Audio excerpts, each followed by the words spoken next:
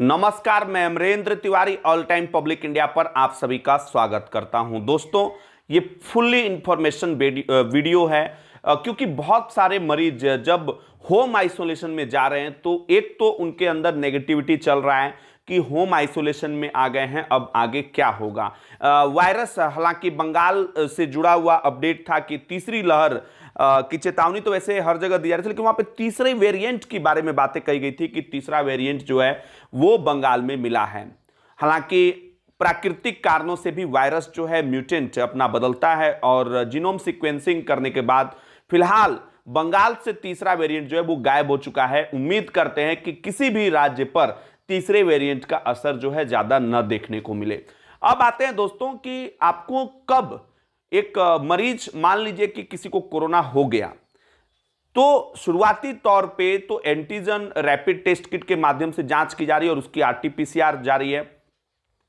और बदकिस्मती है कि आरटीपीसीआर की रिपोर्ट समय से नहीं आती है। ये बहुत बड़ा मुझे लगता है कि दिक्कत वाला बात है। अब सोचिए कि झारखंड के अलग अलग अस्पतालों में जो भीड़ आप देख रहे हैं, कहीं ना कहीं शुरू से हमें क्या एहतियात बरतने हैं और कब हमें अस्पतालों की तरफ भागना चाहिए, क्या वार्निंग साइंस है उसके पीछे, क्या साइन है, सिम्टम्स हैं। सबसे पहले तो अगर किसी को कोविड पॉजिटिव होता है, हो सकता है कि लक्षण उसके अंदर ना भी हो, लेकिन चूंकि वायरस जो है वो शुरुआती तौर पे आपके मुंह, नाक के पास, नाक के अंदर स्वाब में रह सकता है। कुछ दिनों के बाद हो सकता है, क्योंकि फेफड़ा के सेल जो हैं बहुत ही ज्यादा संवेदनशील होते हैं, फुल्ली सेंसिटिव सेल होते हैं, इस कारण से वायरस का प्रभाव हो सकता है कि वहां पर पड़े। ऐसी स्थिति में दो तीन चीजें बड़ी महत्वपूर्ण होती है, खास करके वायरस से बचाव के लिए। एक तो आपको जागरूक होना, दूसरी जो महत्वपूर्ण चीज है कि जब आप पृथकवास में रहें तो क्या क्या चीजों का ध्यान आपको रखना पड़ेगा, क्योंकि बहुत सारे, सरकार तो कह देती है अलग कमरा में रह लो, लेकिन उन गरीबों के लिए क्या सोचती है सरकार जिनके घर में एक ही कमरे हैं। बहुत सारे ऐसे घर हैं जिनके यहां एक ही कमरे हैं, फिर वो क्या करें। ऐसे ऐसी आबादी है, क्योंकि एसी रूम में बैठकर जब आप पूरे प्रपोजल और बाकी पॉलिसीज बनाते हैं तो वहां पर इन चीजों का ध्यान रखना भी बहुत जरूरी हो जाता है। अब बहुत सारे लोग ये मिस्टेक कर रहे हैं कि शुरुआती तौर पे स्टेरॉइड ले रहे हैं, जो कि कहीं ना कहीं हो सकता है कि कोविड के जो वायरस है उसके रेप्लिकेशंस को बढ़ा दे, उसको और ज्यादा संक्रामक बना दे। तो डॉक्टर की जो सलाह है उस पर कहीं ना कहीं विशेष ध्यान रखने की जरूरत है। स्टेरॉइड ये नहीं कि कोई बोल दिया कि ये दवा खा लो, वो दवा खा लो, ऐसे खा लेना है। जो भी दवा, जो भी कोविड के प्रोटोकॉल्स हैं, जो भी एजिथ्रोमाइसिन हो या फिर डेक्सामेथासोन हो या फिर न्यूरोबाइन फोर्ट, एक नॉर्मल विटामिन बी की दवा, विटामिन डी की दवा, ये सारी चीजें हैं। अब दोस्तों, सबसे इंपॉर्टेंट चीज कि आपको किन किन चीजों का ध्यान रखना है। एक तो जब आपको मान लीजिए कि कोविड हो गया तो घबराइए। पहला चीज है कि घबराइए मत, क्योंकि घबराहट में क्या होगा कि हार्ट बीट जो है वो बढ़ती है, कहीं ना कहीं वो आपके लिए अच्छा नहीं है। दूसरी जो महत्वपूर्ण चीज, इतनी ज्यादा नेगेटिविटी हमारे चारों तरफ फैली हुई है कोरोना को लेकर, सबसे इंपॉर्टेंट चीज है कि जब आप अपने आप को आइसोलेट करें तो घर के बाकी सदस्यों का मास्क पहनना वो बहुत जरूरी है। आप भी मास्क पहने, दूसरों को भी इसके लिए प्रेरित करें कहीं ना कहीं। ये चीज बहुत मेरे हिसाब से जरूरी है। तीसरी जो महत्वपूर्ण बात है कि आपको जो भोजन दें वो कुछ दूरी आपसे बनाए रखें। हालांकि WHO ने ये कहा है कि वायरस जो है वो कुछ दूरी तक हवा में भी ट्रेवल करता है, ड्रॉपलेट्स और एरोसोल के माध्यम से।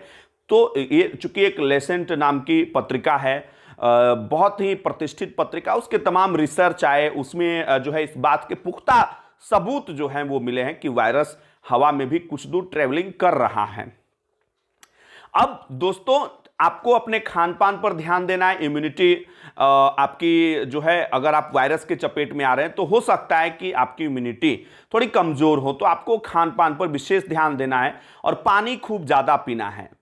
अब मान लीजिए कि 3 से 4 दिन हो गया, गंध मान लीजिए शुरुआती तौर पे चला गया, स्वाद चला गया, फिर वो आ गया वापस, अब आपको फीवर नहीं लग रहा है और 10 दिन आपका हो गया लगभग, तो 10 दिन होने पर और उसके अलावा अगर 3 दिन अगर आपको बुखार और बाकी सिम्टम्स जो कोविड के हैं, सर्दी खांसी इस तरह की चीजें ना हो, तो आप पृथकवास को खत्म कर सकते हैं। अभी तो सरकार ने नई गाइडलाइंस भी जारी की है, वैसी स्थिति में आपको टेस्टिंग भी कराने की जरूरत नहीं है, आपका बॉडी रिकवर करा। लेकिन अब समस्या आती है कि इस 10 दिन के बीच में मान लीजिए छठे सातवें दिन आपके ऑक्सीजन लेवल में गिरावट होने लगी, तब आपको जो है उसका वार्निंग साइन क्या है, वो पल्स ऑक्सीमीटर के माध्यम से वार्निंग साइन जो है आप जानेंगे। और इंपॉर्टेंट चीज इसके पीछे यह है कि कब आपको हॉस्पिटल जाना चाहिए। तो 94 से नीचे अगर आपका ऑक्सीजन लेवल आ रहा है और इसमें लगातार गिरावट हो रही है, अगर 5-6 मिनट की वॉक करते हैं, उसके बाद ऑक्सीमीटर के माध्यम से उसे मापते हैं, अगर इसमें ग्रेजुअली गिरावट हो रही है, दैट मीन्स कि आपके लिए वार्निंग साइन है। फिर आपको नजदीकी अस्पताल सर्च करना। आप झारखंड में नजदीकी अस्पताल सर्च करने के लिए झारखंड सरकार ने एक सेवा शुरू की है, amritwahini.in। इस पर जाकर जो है बेड की उपलब्धता और तमाम चीजें, कोविड केयर के बेड हों या फिर ऑक्सीजन युक्त बेड हो या फिर वेंटिलेटर सपोर्टेड बेड हो, इन तमाम चीजों की जानकारी आपको वहां पर मिलेगी। तो आपको बहुत संयम से और बहुत जागरूकता के साथ जागरूक रहना। अच्छा, अब 2-3 चीजें बड़ी महत्वपूर्ण है, खास करके डायबिटीज और बीपी के मरीज जो हैं पूरा फोकस करें, पूरा ध्यान दें। और तीसरी जो महत्वपूर्ण और एक महत्वपूर्ण चीज कि अपने ब्लड काउंट्स हो गए, सीबीसी नॉर्मल जो ब्लड आरबीसी और डब्ल्यूबीसी की जो बताएगा उसमें कितना है आपके शरीर के अंदर, प्लेटलेट्स को भी ध्यान रखने की जरूरत है अगर थकावट बहुत ज्यादा रहती है पोस्ट कोविड, अगर कोविड से ठीक हो गए हैं। फेफड़ों की एक्सरसाइज, अनुलोम विलोम, ये मैं रिकमेंड जरूर करूंगा, धीरे धीरे करें, उतना तेजी से ना करें। और फेफड़ों की एक्सरसाइज जरूर करें, क्योंकि सबसे ज्यादा अगर कोई अंग प्रभावित हो रहा है तो वो फेफड़ा है, क्योंकि वायरस चूंकि फेफड़े पर जाकर जो है अटैक कर रहा है और वायरस कहीं ना कहीं जो है फेफड़ा अति संवेदनशील माना जाता है वहां का सेल, तो उस पर फोकस करने की जरूरत है। अच्छा, बहुत सारे लोगों के मन में ये सवाल आता है कि सीटी स्कैन कब कराएं। ये है ना, अभी गुलेरिया साहब ने कुछ कहा कि भाई सीटी स्कैन सभी को नहीं कराना चाहिए, अस्पतालों में अचानक से अगर सीटी स्कैन बहुत ज़्यादा लोग कराते हैं तो वैसे भी लोड ज़्यादा पड़ रहा है। और दूसरी महत्वपूर्ण बात कि सीटी स्कैन जो है रेडिएशन भी ज़्यादा देता है एज कंपेयर टू एक्सरे। हालांकि रेडियोलॉजिकल डिपार्टमेंट की तरफ से मेरे पास जो सूचना आ रही है उसमें ये कहा गया कि भैया जितना गुलेरिया साहब बता रहे हैं उतना ज़्यादा तो रेडिएशन नहीं देता है। तो अब वो किसके दबाव में ऐसा बोले ये तो मैं नहीं जानता, लेकिन सीटी स्कैन सभी को नहीं कराना चाहिए। हाँ, अगर आपकी हालत जो है खराब हो रही है तो मैं ये नहीं कह रहा हूं कि आपको बिल्कुल नहीं कराना चाहिए, आपको बिल्कुल उसके लिए तैयार रहना चाहिए। अब पोस्ट कोविड के बाद आपका खान पान जो है वो कैसा होगा, इसके लिए न्यूट्रिशनिस्ट और डाइटिशियन से जरूर आपको संपर्क करना चाहिए। अगर नहीं तो कुछ अमूमन जो चीजें, फ्रेश खाना खाइए, पानी को हो सकता है उबाल कर जितना हो सके सेवन करें।